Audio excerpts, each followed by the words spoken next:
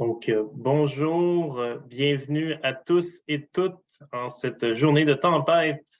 Aujourd'hui, on a la chance d'avoir deux conférencières avec nous, soit Mélanie Bérubé, qui est membre régulière du RQSPAL et professeure agrégée à la Faculté des sciences infirmières de l'Université Laval, et Alexandra Tremblay, qui est une infirmière, en fait, étudiante à la maîtrise, présentement sous la direction de Mélanie Bérubé.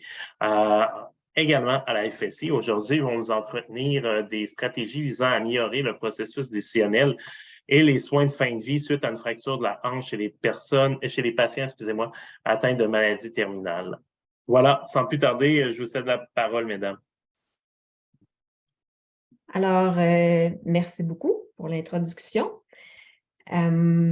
Alors, aujourd'hui, on vous présente une revue de portée sur laquelle Alexandra a travaillé dans le cadre de son projet de maîtrise.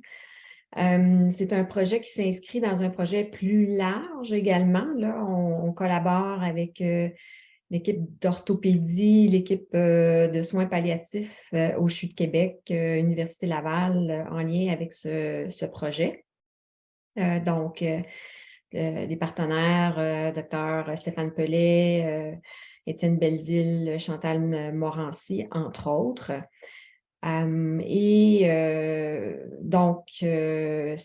un projet de longue haleine. On fait une revue de la littérature actuellement là, pour cibler davantage les pistes de solutions. Alors, je vais laisser Alexandra poursuivre, en fait, là, pour présenter les différents les résultats obtenus, puis je vais vous revenir là, à la fin de la présentation. Oui, merci beaucoup. Merci beaucoup, Mélanie, pour l'introduction et merci beaucoup au RQSPAL pour l'invitation à présenter là, ce midi. Le plan de la présentation on va vous faire une mise en contexte puis un tour là, de la problématique. On va présenter les objectifs et la méthodologie qui a été utilisée, les principaux résultats et les recommandations de la littérature. Puis nous allons terminer avec une discussion, pardonnez-moi, et une conclusion. Les chutes représentent la plus grande cause d'hospitalisation chez les aînés de plus de 65 ans. On parle qu'entre 20 et 30 excusez-moi, des aînés ont déclaré avoir une chute minimalement par année. En 2004, les coûts de santé directement reliés aux chutes chez les personnes âgées étaient estimés à plus de 2 milliards de dollars au Canada. Puis, les coûts sont 3,7 fois plus élevés chez les Canadiens de plus de 65 ans comparativement aux groupes d'âge qui sont plus jeunes. Les chutes à 50 ont lieu à domicile, puis 17 dans nos établissements de soins. La principale raison d'admission dans 35 des hospitalisations est une fracture de la hanche. Ce sont annuellement plus de 30 000 Canadiens qui subissent une fracture de la hanche. Puis, au niveau mondial, on s'attend à ce que le nombre annuel de fractures de la hanche va continuer d'augmenter dû au vieillissement de la population. En 1990, il était évalué à 1,7 million de personnes, puis on s'attend à ce qu'il augmente jusqu'à 6,3 millions par année en 2050. Je vous laisse imaginer le fardeau économique là, que les fractures de la hanche peuvent avoir sur notre système de santé.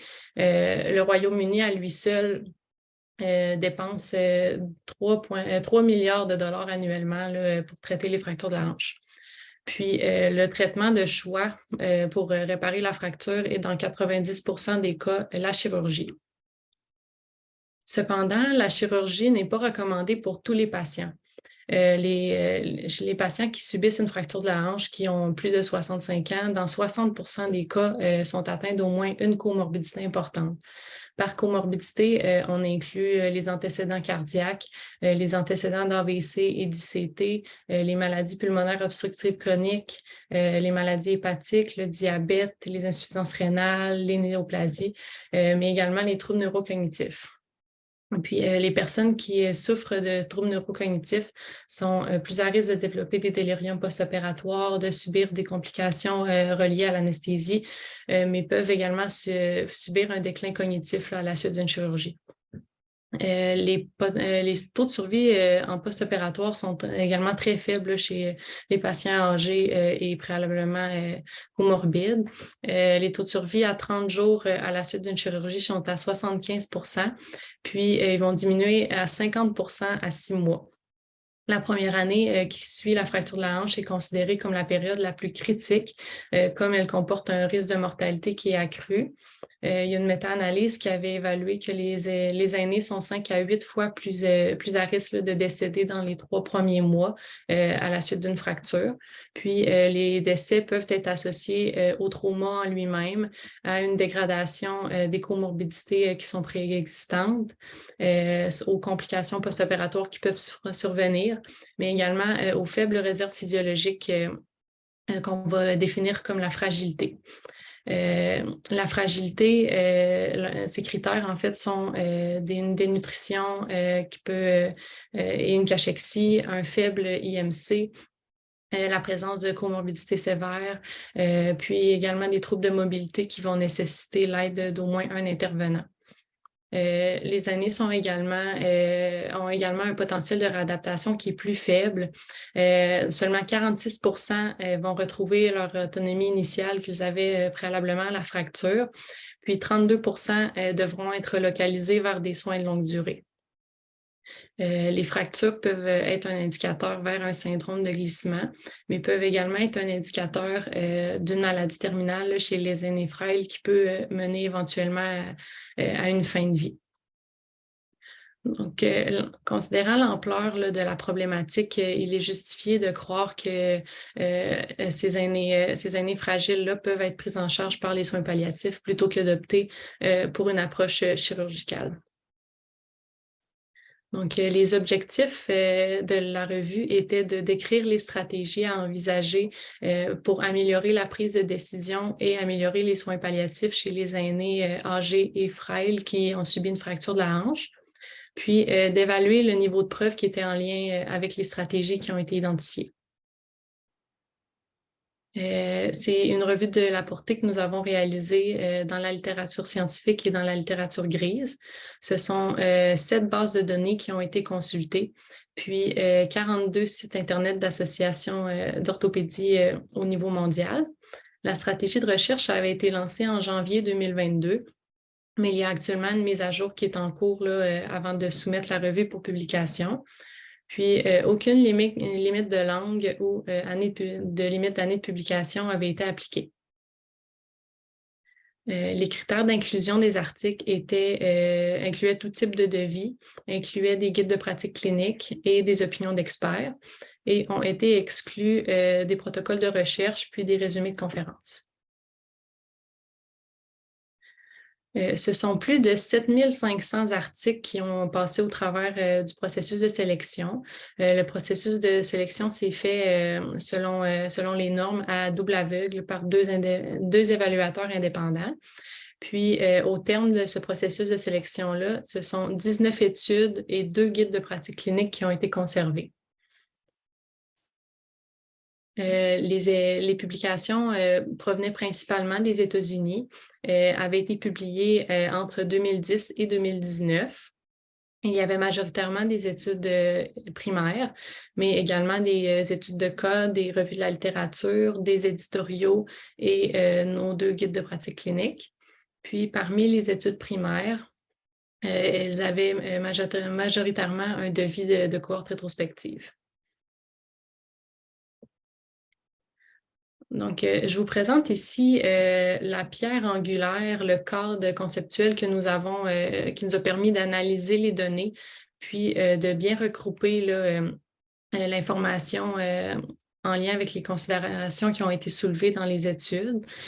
Si je vous présente l'approche du patient ayant subi une fracture de la hanche qui a une espérance de vie limitée, qui est suggérée par Johnston et al. Cette approche-là utilise le pronostic pour soulever des facteurs importants à considérer, puis il recommande des interventions selon le pronostic. Considérant la population qui nous intéresse, nous sommes attardés au pronostic évalué à quelques jours à quelques semaines, puis de quelques semaines à quelques mois. Donc, les données ont été extraites là, selon les conclusions des études primaires, puis les recommandations des guides de pratique et des opinions d'experts. Nous avons effectué le calcul du nombre et du type de données pour formuler des recommandations au nombre de 133. Puis, les recommandations ont été divisées dans 47 stratégies. Par la suite, il y a une thématisation qui a été effectuée pour créer des grandes catégories de stratégies au nombre de 8 que je vais vous présenter là, dans les prochaines diapositives. Donc, les stratégies sont présentées en ordre d'importance empirique, puis les grandes catégories sont présentées ici, puis je vais par la suite là, passer plus en profondeur sur les stratégies. Donc, nous avons d'établir le pronostic, de mener les discussions vis-à-vis les niveaux de soins, d'assurer le soulagement de la douleur lors des mobilisations, d'impliquer l'équipe de soins palliatifs, d'orienter les objectifs de soins selon les valeurs du patient, d'évaluer le risque chirurgical, d'évaluer la mobilité et le potentiel de réadaptation, puis d'orienter vers des soins de confort plutôt que d'opter pour une approche qui est chirurgicale. Donc, établir le pronostic peut être très laborieux, là, principalement lorsque le patient présente des comorbidités importantes. Pour évaluer l'espérance de vie, il y a plusieurs échelles de mesure qui peuvent être utilisées, par exemple la Palliative Performance Scale ou une application ePrognosis.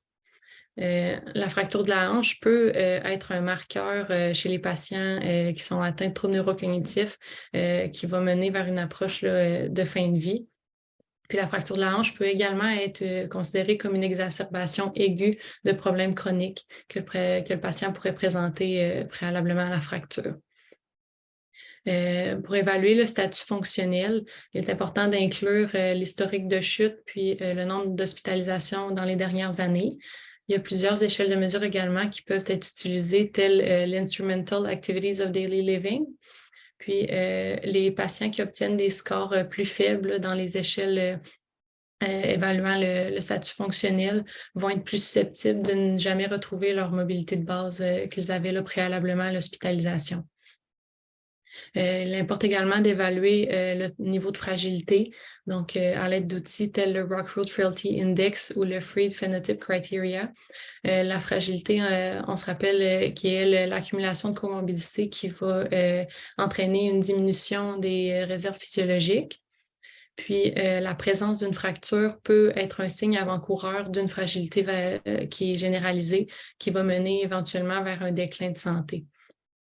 Puis également d'évaluer les fonctions cognitives, comme la présence de troubles neurocognitifs peut être une approche là, vers une fin de vie à l'aide d'outils validés tels le MMSE, le CAM, le MoCA, et j'en passe. Donc, de mener les discussions sur les niveaux de soins en impliquant l'équipe multidisciplinaire. L'équipe multidisciplinaire est principalement recommandée là, chez les patients qui sont atteints de troubles neurocognitifs sévères et qui sont en âge avancé. Il est également recommandé d'inclure l'équipe de soins palliatifs dans ces discussions pour se fixer les attentes et déterminer les options de traitement. Également d'impliquer les professionnels de la réadaptation pour avoir leur juste là, sur le potentiel de réadaptation. Puis de mener rapidement ces discussions-là en collaboration avec l'équipe chirurgicale et l'équipe médicale pour éviter là, toute confusion et mauvaise interprétation. Puis de mettre l'emphase sur le potentiel de réadaptation et sur les complications qui peuvent survenir au lieu de simplement s'attarder au taux de mortalité. De documenter les discussions, d'établir des protocoles aussi pour favoriser une meilleure planification préalable des soins, puis de reconsidérer la standardisation de la chirurgie qui peut être un frein là, au processus décisionnel. D'assurer un soulagement de la douleur lors des mobilisations, donc d'offrir la chirurgie seulement si les douleurs sont réfractaires aux traitements médicaux usuels. La présence de douleur au repos et à la mobilisation peuvent être utilisés comme indicateurs de douleur. Puis, il y a plusieurs cliniciens qui basent leurs décisions sur le niveau de douleur, les décisions là, quant au choix de traitement. Cependant, il existe peu d'évidence sur le réel gain de la chirurgie en tant que mesure de confort, puis elle devrait être utilisée seulement pour traiter des douleurs à court terme. Il est également important d'offrir de l'enseignement aux soignants sur l'évaluation et le soulagement de la douleur, principalement lorsque le patient souffre de troubles neurocognitifs, comme les évaluations peuvent être un peu plus laborieuses. Puis, il faut également inclure une formation sur des techniques de mobilisation à prioriser auprès des patients qui sont pas opérés. Puis, la littérature suggérait de demander l'expertise d'infirmières en soins palliatifs, puis d'équipes spécialisées en douleur, si c'est nécessaire pour offrir un meilleur soulagement. Donc, d'impliquer l'équipe de soins palliatifs, de demander une consultation qui est précoce en soins palliatifs, principalement chez les patients qui vivent dans des centres de soins de longue durée, les patients très âgés ou ceux qui souffrent de comorbidité et de troubles neurocognitifs. Puis, il recommandait également de repérer les patients à haut risque selon le Nottingham Hip Fracture Scale, pardonnez mon anglais, et la Palliative Performance Scale pour bien cibler les patients qui bénéficieraient d'une orientation systématique là, vers des soins palliatifs. Il est également important d'offrir de l'enseignement auprès des cliniciens sur le rôle et sur l'accessibilité de l'équipe de soins palliatifs dans les milieux pour qu'ils puissent orienter correctement les patients appropriés. D'orienter les objectifs de soins selon les valeurs du patient, donc d'offrir la chirurgie si c'est cohérent avec les objectifs de soins, d'inclure la famille dans les discussions de soins, puis également de reconnaître que le fait de ne pas offrir la chirurgie peut perpétuer la stigmatisation reliée au diagnostic de démence. D'évaluer le risque chirurgical selon les comorbidités préexistantes à l'aide d'échelles validées, telles le POSSUM, le Nottingham Hip Fracture Scale ou le Charleston Comorbidity Index. De garder en tête que les troubles neurocognitifs et la fragilité sont associés à un taux de mortalité plus élevé, à un plus grand risque de complications post-opératoires, puis à également une perte de mobilité. Puis, de prendre en compte que la fracture peut être un moment clé, un moment tournant vers une réorientation des objectifs de soins chez les patients dont la mortalité est plus élevée. Donc, d'évaluer la mobilité et le potentiel de réadaptation, donc de considérer la chirurgie pour améliorer la mobilité lors des soins de base et d'améliorer le soulagement de la douleur. Cependant, le but de la chirurgie ne serait pas d'améliorer la fonction dans ses activités quotidiennes, mais bien de viser un confort et de garder en considération que le niveau de mobilité du patient n'est pas synonyme d'une meilleure qualité de vie lorsque le patient est considéré ambulant. Et finalement, d'orienter vers des soins de confort plutôt que d'opter vers une approche chirurgicale en assurant une évaluation qui précise la douleur et de demander une consultation avec des équipes spécialisées en douleur si c'est nécessaire, de développer des protocoles de mobilisation et d'organisation des soins pour éviter des mobilisations douloureuses qui pourraient être non nécessaires, puis d'offrir la chirurgie afin d'améliorer le confort.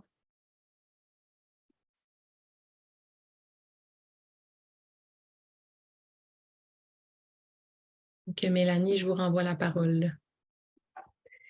Oui, en fait, merci beaucoup, Alexandra. Alors, on est dans le processus de mise à jour de la stratégie de recherche là, avant la publication. Puis, il y a l'équipe de Frail Hip Study Group qui est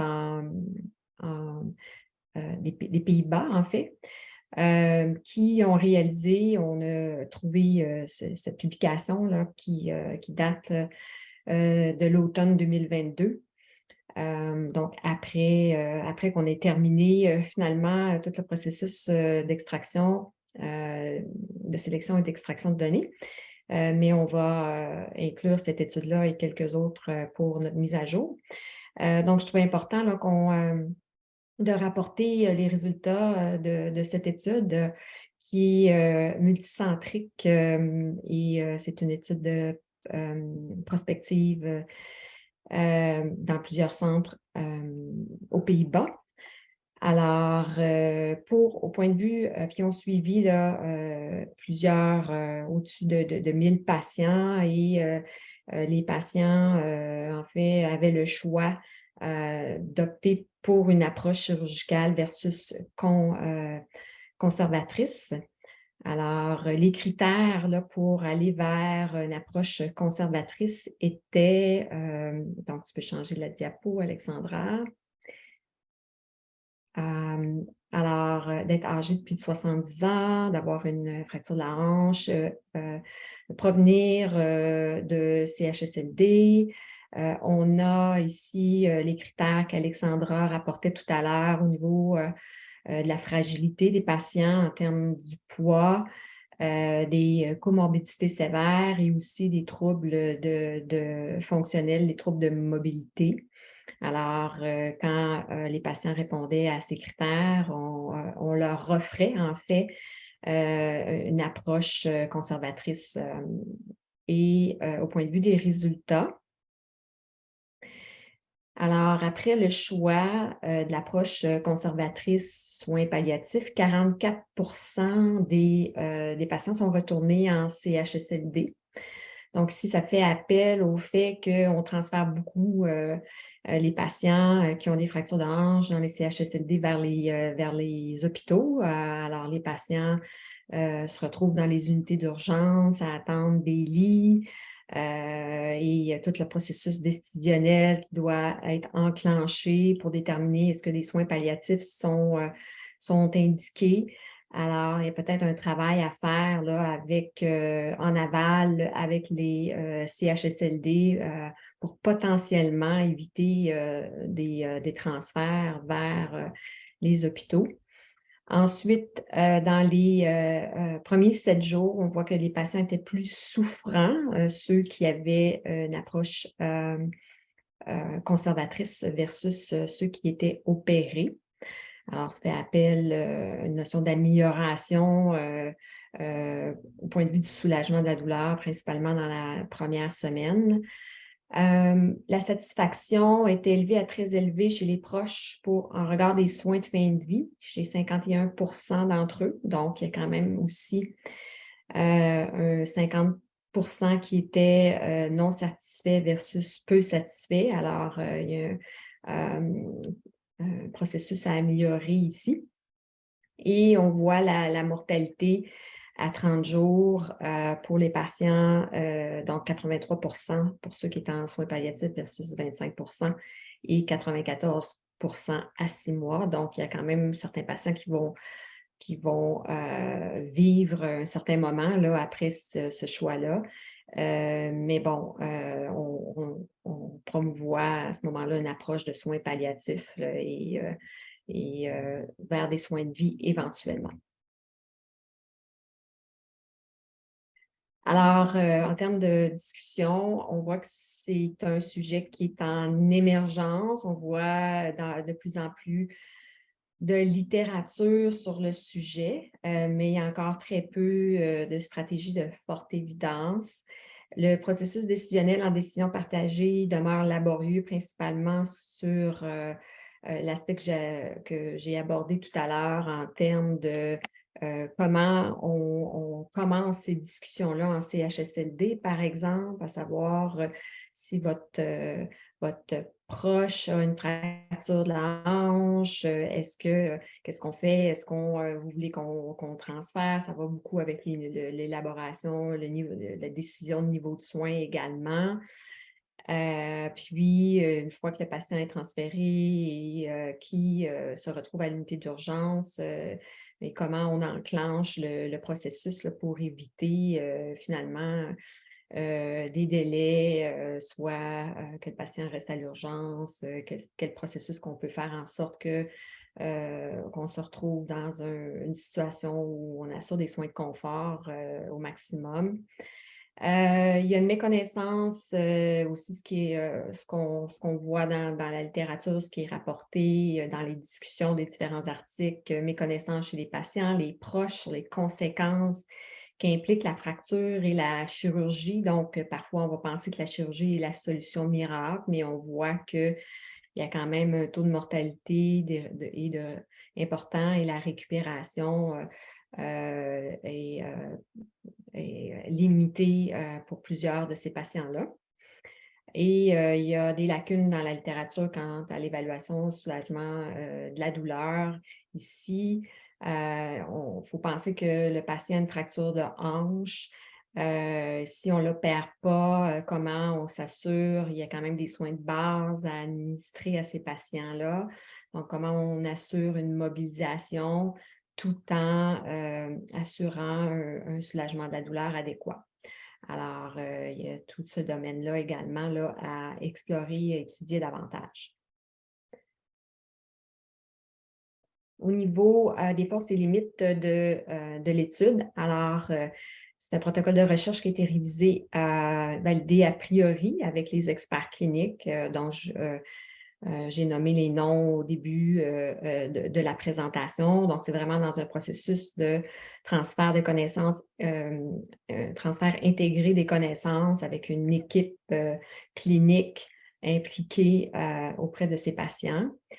Il y a eu un processus rigoureux de sélection, comme Alexandra a décrit tout à l'heure, avec des évaluateurs indépendants.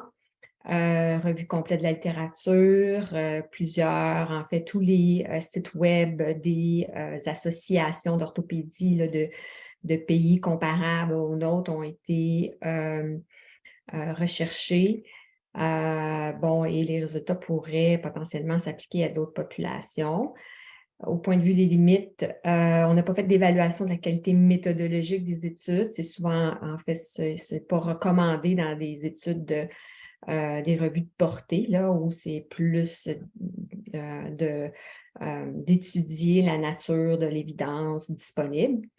Il n'y a pas eu une mise en commun de données statistiques. En fait, c'était très difficile de le faire, là, considérant l'hétérogénéité des aspects, des variables qui étaient évaluées et aussi très peu d'études originales. Il demeure difficile à ce point-ci de se prononcer sur l'efficacité des stratégies. Alors, comme mentionné, les soins palliatifs à la suite d'une fracture de la hanche sont encore très peu étudiés. La revue de portée amène une certaine connaissance des aspects prioritaires à considérer dans les études ultérieures. Et l'objectif ultime, bien sûr, est d'améliorer, promouvoir le bien-être d'une population extrêmement vulnérable, mais aussi d'assurer une meilleure allocation des ressources dans justement comment on voit avec l'engorgement des urgences, est-ce que c'est toujours adéquat de les transférer quand ils partent des CHSLD, par exemple, pour faire en sorte qu'on administre les bons soins au bon moment là, chez les patients.